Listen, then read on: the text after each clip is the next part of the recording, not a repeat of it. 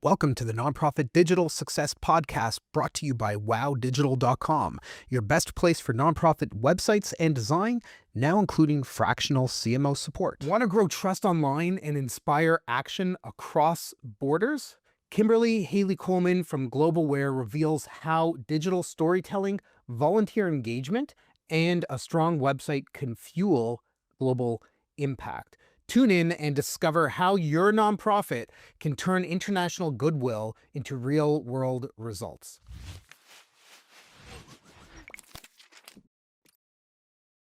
Welcome to the Nonprofit Digital Success Podcast. As usual, I'm David. I'm still David. And in this episode, we're going to be talking all things around volunteerism, trust building online, and digital impact with Kimberly Haley-Coleman. Kimberly is the founder and executive director of Globalware, which is a U.S.-Canada-based nonprofit that mobilizes volunteers for short-term service projects in over 25 countries. She's a multiple patent holder, SMU guest lecturer. She's also deeply engaged with the International Volunteer Programs Association and even holds consultative status with the UN. A little bit of a fun fact here. Kimberly's organization has over 300,000 followers on Facebook. So let's talk about global reach. Kimberly, thank you so much for joining on the show today. David, thank you so much for having me. I really appreciate it. Yeah, so I guess let's start from the beginning. What inspired you to launch Globalware, and what does volunteering with purpose look like in today's world? Such a good question. So I've had a very circuitous route to get where I am. Academically, the one thing that was in common in my background, whether it was in the for-profit or nonprofit world or academic world, it was always taking place in other cultures and other countries, other languages. So I have always been drawn to things that kind of take us beyond wherever our home country is. And I was actually working in a for-profit space back in year 2000, a space-related company, and was abroad and was kept over the weekend. And after having already seen all the sites, I was looking to do something more meaningful just to engage my time. And I started calling around, asking Habitat for Humanity, anybody, who can I come and help short term with?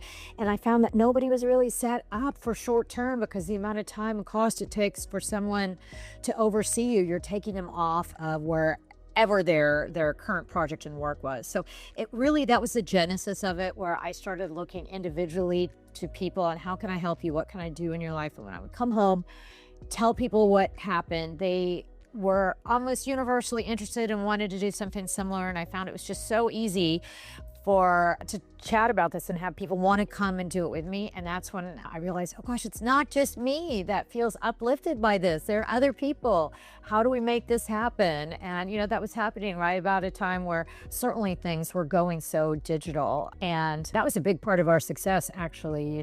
Volunteer service roles before that was largely, Peace Corps, church mission trips, and so forth. And so it just so happened that I was getting going at a time when people were looking digital for how do you get involved. So that was a really fortuitous thing for us. That's amazing, right? Sparking an idea based on happenstance of you looking to do something, and now here we are. How have you translated such a human-centered mission into measurable goals for the digital marketing and web presence? I have to say that I'm not smart enough in all these things to actually give you as good a detail as our marketing, our website, our social media people are. They're really much more on top of the granular detail for that kind of thing. Because of the space we're in, we're not focused, for example, on how many flags we've planted on the map, right? We're much more focused on the houses that we're building in Kenya. Are they actively being used? Are they serving their purpose? Are people safely and comfortably able to use what we've left behind? And so we do use our digital footprint for this, but in a little bit softer capacity, in that we are sharing. Our volunteers will come for just 1 week, right? So anybody who's signing up, they're there short term, but if they want to stay connected to the community, it's so easy, thankfully, on social media to go back and see, well, what are they doing in Ramate, Guatemala this week, and who's there building, and oh, look, there's Anne, and look, I remember those kids. And so they're staying connected digitally, even though it is also outreach for us. It's a marketing piece. For us, social media is such a huge communication device for us between our volunteers, between the communities, because we're really not heroes to any of these community members. We're partners, we're equal partners working together with them. So this becomes a shared space for us to actively engage everyone in the process to see what's happening in all of our communities. So giving that social and online presence really is helping to drive the organization forward and keep people connected within, and the volunteers and the communities and all of that. What would you say would be maybe the number one driving factor pushing that? Goodness. Well, it's funny. There's the intended actions that happen, and then there's the incidental things that happen. And by that, I mean, when volunteers go and serve on our projects and programs, they're obviously really enthusiastic. It's a different culture. They're hearing different music, different food, different background. People are dressed differently. And they're really excited to learn some new thing, whether we're installing concrete floors in the homes of single moms, or we're assembling and distributing wheelchairs for landmine victims. These are almost always something that's not a part of your every day-to-day thing. And since everyone is armed with their phone as a mechanism to stay connected back home and feel safe, but they're also wanting to naturally take photos and share with people back home. Hey, look, we did this today. I met this kid. I met this family. I tried this new food. And so they very naturally want to share that. And our local communities, many of whom operate in places where they don't have phones or even access to electricity and water, sharing that photo real time takes on a different high level of joy factor than you might get at home. If you're talking to a bunch of children that haven't seen a phone before, and you get to take a picture with them and then turn around and show it to. So it's such a natural thing that happens in terms of this digital marketing. I think volunteers don't go there with this in the back of their minds, but when they've finished building something, building a home, of course you're going to want to document this and remember it's a wonderful souvenir. You've left this thing behind. So even though I don't think any of our volunteers go into this thinking, hey, I'm going here to take photos for Instagram, but it is a natural consequence that happens as people go on the programs and they share their experiences. So even though it's not necessarily the intended objective, it's definitely a very natural outcome that people are sharing so much of their experience through social media that it dovetails really nicely with what we're trying to do and set about in terms of letting people know, hey, first of all, it's not all that scary. You can see these people here who have never held a hammer before doing this thing. If they could do it, you could do it, right? And then also getting to see the outcome of being a part of that. So, yeah. I think that's really amazing and inspiring. And to everybody watching or listening to this episode, think about this for yourselves. How can you get the people that are coming to your programs or your services or attending your events or whatever, what can you do to make them want to capture that and share it online, right? It really lends a lot to credibility of the organization, and it's organic. Right? You're not asking people, hey, we need, 50 volunteers to go to this village, pretend like you're building something and post a bunch of stuff on social. No, they're doing something, they want to remember it, and they want to tell people about it. Like, that's amazing. And something that has changed a little bit. I'm probably older than most of the people listening to this, but I remember watching TV decades ago, and Sally Struthers would come on, and she was raising money to, support a child in Uganda or whatever.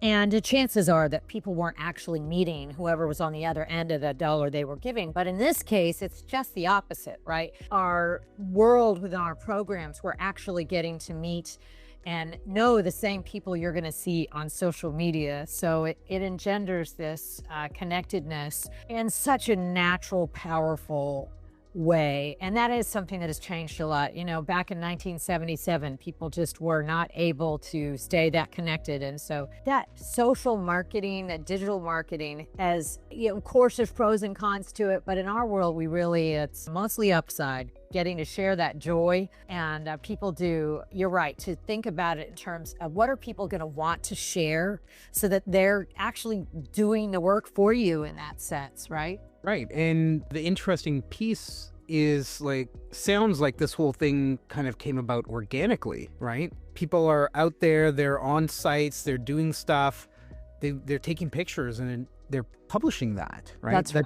That's huge credibility for the organization. It's a huge amount of trust. Plus, you've got all the additional periphery brand awareness and marketing happening. Yeah. Well, and we also have, for us, we have lots of different pieces to our digital footprint, and we used to see them as all scattered and unrelated. But as an example, our podcasts we use, our initial thought was we're going to use our podcasts so that people who are going on to our Costa Rica program, for example, they want to know what to pack, what the weather's going to be, if there are any donations, what kind of donations people like, what food to expect, all of those kinds of things, how to fill out your entry requirement forms. And we still have all of that so that if people don't want to read the packet and they just want to listen to it or watch a YouTube video of it, we still have all that. But now, of course, we have interviews with our local coordinators, the local community members, our volunteers, so people can get a day-to-day blog. All of this YouTube video content, this podcast content,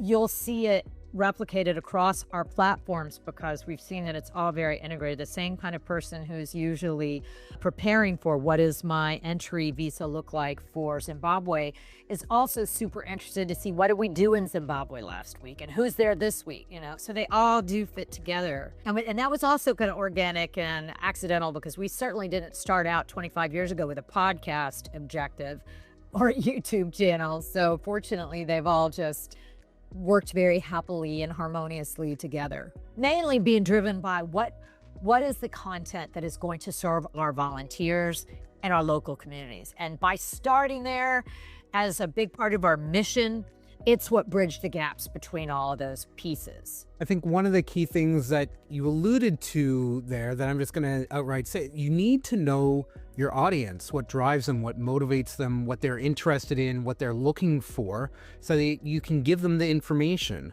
And you also need to understand what is the format, medium, etc. that works for them. And it sounds like you're producing it in a number of different mediums, which is great because there are learners and people that prefer reading versus video versus photos versus infographics, etc. And being able to provide that content and that insight is working for you. Yeah. It's certainly changed over the years, although I do think the fact that our largest audience is Facebook says something as well about our demographic as opposed to our TikTok audience. But something that does surprise me is, especially, for the under 30 crowd, they're so much more likely to consume preparatory orientation content via audio podcasts than they are to read a PDF manual that we email them. And even to respond to things that we text to them as opposed to email. So, we do see that our different audiences have different things they respond to. And even though our programs are really designed so that, assuming you've taken care of any sort of entry requirements, whether that's health, a shot or vaccination or any sort of visa, assuming they've gotten past that, almost everything else can wait until you get there and our coordinator walks you through it. That said, we'd certainly rather our volunteers show up as informed as possible. I mean, even just things from cultural sensitivities to setting expectations so that they know, for example, the standard of living, what kind of, we certainly provide running water and electricity and power, but a lot of the communities where we serve don't have those things, and we don't want people really surprised by it. So that we're hoping that through all of those different information sources that they will get enough information so that they won't be negatively surprised by anything, so that what we've been provided ahead of time matches what they see on the ground and they feel less fear, because obviously going into another country, there are all sorts of concerns about whether it's safety or what food they're going to be eating. There's so many factors with travel overseas that this is a very effective medium across all of these avenues to communicate those things and communicate them more quickly than if you were to read them. You can kind of see the environment and you get to see safety. Obviously, a picture is worth 1,000 words kind of thing. So, yeah. Amazing. All right. So you've welcomed volunteers to 26 countries. How do you capture, or do you even capture, their stories that they're publishing to web and email and social without things feeling like a commercial? Yeah. So Well, we're really trying to capture both the volunteer serving and the community that we're serving alongside. And so with our podcasts, we're doing interviews on both sides of the hammer, so to speak, so that we're hearing from both sides. And we have a huge tool that facilitates this for us, is that our coordinators who are shepherding the week are bilingual. So they're able to share this information in both languages, so that when we're asking, what does it mean to you to have this wattle and daub style home in Kenya as opposed to the prior format of home you have? And then also asking the volunteers to share, well, what is it like when you're serving alongside this family, and to see how they live and see the difference between these two. What does that do for you?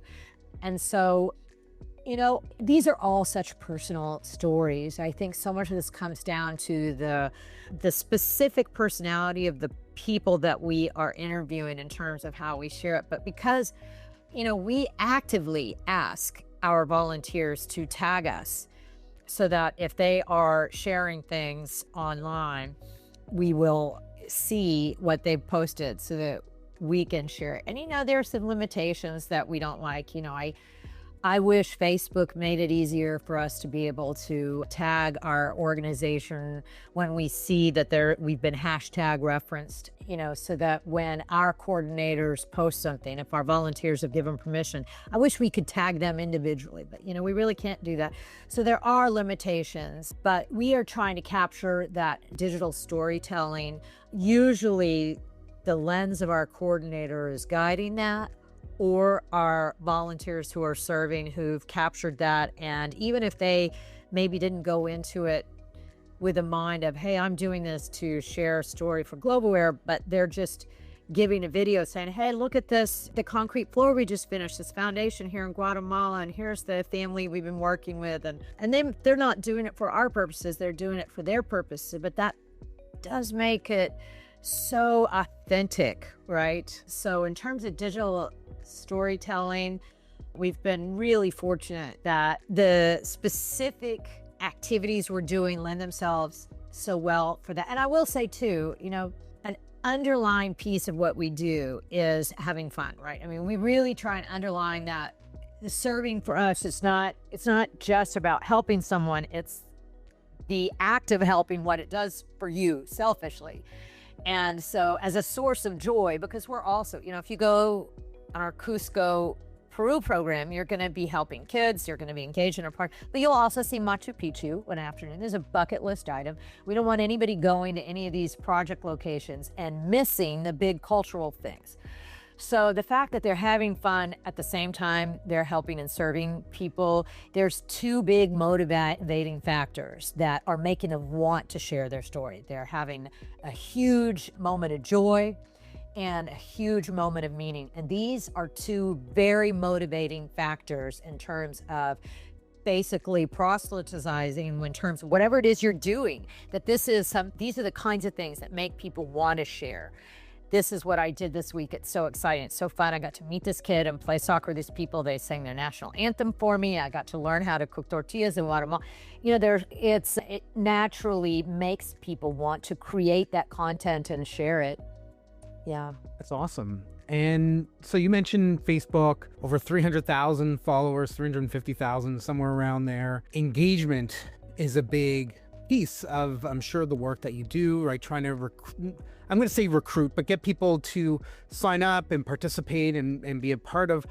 How does your team approach engagement and growth? So a shout out to Sika, who's been with us for years and years, she really leads those efforts for us and keeps the conversation going with them. And she notices when people refer to us in their own social media, and we'll engage with them and ask, can we share this, and can we in some way reshare it across other platforms. So really that comes down to our really good people. Also, our coordinators will on site encourage our volunteers to do that. And sometimes it's in some really fun way. There are various memes that will become popular. For a while there was, where everybody's frozen and the camera goes around them. And so we would do that at Machu Picchu or whatever the latest thing is. So we try and have fun in engaging in those kinds of activities. Even if our volunteers aren't thinking to do it, our coordinators often have that in the back of their minds because they know it's a fun way to share and gets people's attention, really. It's awesome. It sounds like you have a lot of pieces around digital transformation and engagement and organization of your systems and your processes. And a lot of nonprofits struggle with digital transformation. I think that's really just, unfortunately, the truth of the matter. Are there any tools, tech or platforms that have helped you streamline operations and scale the way that you have? So, we use probably a lot of the same tools that other people use. And, an example is Google ad grants in terms of tracking who is engaged with our website in particular and what kinds of conversion we've had from that. And certainly our web developer and marketing team, they're using, we've really gone through lots of different sites and sources and they've changed over time. And those, I totally empathize with nonprofits. We, generally are small and don't have the kinds of margin to really devote a lot of resources. So while we do use various platforms and tools, WebStats, it's webstats.net, I think is where we have a variety of sources like that. And yet I would still say our most powerful resource online for marketing isn't even the measurement and conversion tools. It's actually just a straight traditional social media, Facebook, and Instagram as well. And in a rising way, our podcasts, because it really wasn't until maybe 5 years ago that we started doing podcasts in the way we're doing it. So I don't know I imagine there are several new platforms we should be using and we're not aware of. But boy, podcasting really has been a great resource for us. It's amazing. I've got a question for you, a little bit off topic, but what's a story or a moment from the field that really stuck with you? So I have a whole bunch of them, and it always, not always, a lot of times it comes down to seeing the local community interact with whatever project we've just finished or working on. And, one that stayed with me that was from early on was in Cambodia, where we were assembling wheelchairs for landmine victims. And it's usually children that pick up landmines. They're put there during the Vietnam War in Cambodia, and they're neon colored and they're round and they will come to the surface over time. And they've been cleared from the touristy areas like Siem Reap, but in the outlying areas, there's still many there. And then again, it's usually kids that pick them up and they're maimed. They're usually not killed. And so we give them wheelchairs. And I really thought that the moment of looking in a child's eyes at the moment of giving them a wheelchair would be the most impactful part of the program for me. And it wasn't. It was looking at the faces of the parents. These 4 and 5-year-olds often don't have a vision of what their future is going to look like, don't have very specific hopes and dreams, and the parents do. And as a fellow mother with grown children, just looking at someone else who is worried about the future of someone they're responsible for from this human to human perspective, I could not have foreseen how powerful that was going to be. And I do think there's an element of that in all of our projects and programs, and largely because the volunteers have made it that way, right? It's even many times above and beyond anything that we've organized, where the volunteers will be on location and see something else that, those kids are over there playing with trash because they don't have a soccer ball, so they'll buy them a soccer ball, something we didn't ask them to do. And it's these kinds of spontaneous moments that are unscripted that I do think stay with people, just that real human. We're in such a digital world that you can lose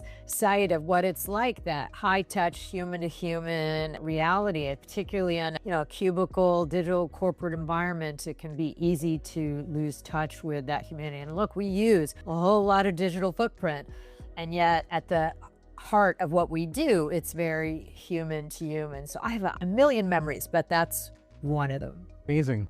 And what's one piece of advice that you've gotten that you would want to pass along to anybody that is listening? Really not to hesitate. And I think, maybe younger people are better at this, but I feel like for a long time, I always thought that, look, I don't know how to do this. This is beyond our capacity. This is more high tech, new tech. I don't understand it, tech. And we would just kind of plow through anyway, knowing that whatever we were doing was imperfect, and then realizing that the people who serve alongside us aren't expecting perfection. And so getting out on these platforms before worrying about being perfect, particularly if you're a nonprofit, what motivates you will show and help you get there, even if you're not perfect. Obviously, there are lots of resources out there, but just not hesitating. Yeah, because there's so many good resources, and you could feel, with AI, with so many things constantly developing, that it's impossible to be on top of all of it. And yeah, but trying anyway, because it's kind of hard to fail as long as you're led by the right things. Absolutely. Nothing ventured, nothing gained. You don't know if something's going to work unless you've actually gone and you've tried it. And it's not trying it for a week. It's not trying it for a month. You have to give it a bit of time, right? You've got to give it, 4 months, 6 months, whatever feels right to you, and understand your gut as well. If you're like, I don't think this is working, stop it, reevaluate, right? That's right. Absolutely. Kimberly, these have been some amazing insights, very inspiring conversation, hearing about what you're doing over there and building international impact, using digital tools, the storytelling and the networking.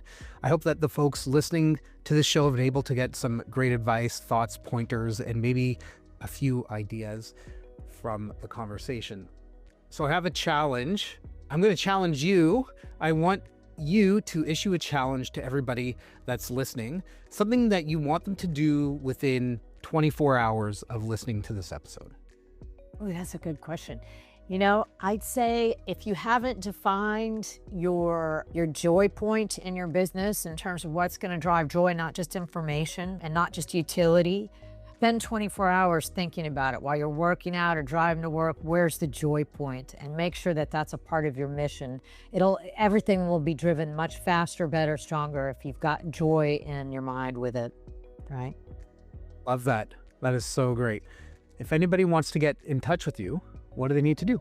Oh, we're anywhere. If you look up Globe Aware, a lot of people think it's Global Aware, but it's Globe Aware. Whether it's our website, our podcast, our YouTube channel, Facebook, all of that, we're at Globe Aware any direction you look. Amazing. Thanks again so much for joining in, Kimberly. It's been great having you here on the Nonprofit Digital Success Podcast. To everybody listening, if you want any of the links, resources, transcript, video, audio, etc. of this, just head over to our podcast page at nonprofitdigitalsuccess.com. Click on this episode for all the details. And until next time, keep on being successful. Thank you, David.